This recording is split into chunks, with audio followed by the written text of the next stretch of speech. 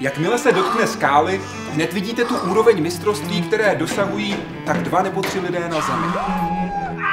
Tak je popisován Adam Ondra. Já myslím, že od malička jsem prostě, když už jsem něco dělal, tak jsem to chtěl dělat naplno.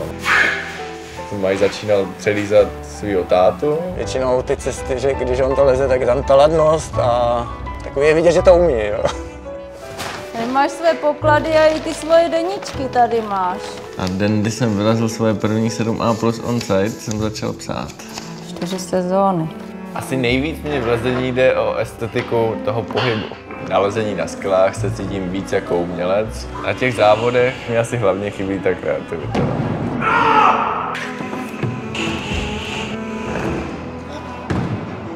Prostě v tom tak neschopnej. Zase nikdo nedělá tolik chyb jako já. Týden makat tvrdě, týden makat normálně.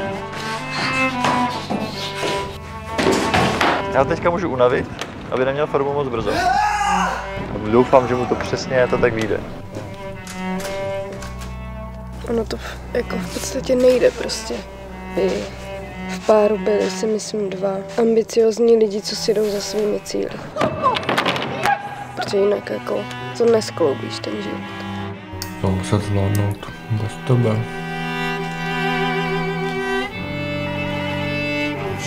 Všichni ti držíme palce. Můj život je vlastně tak spjatý s lezením, že já nevím, kdo bych byl, kdybych nelez. I think we all climb.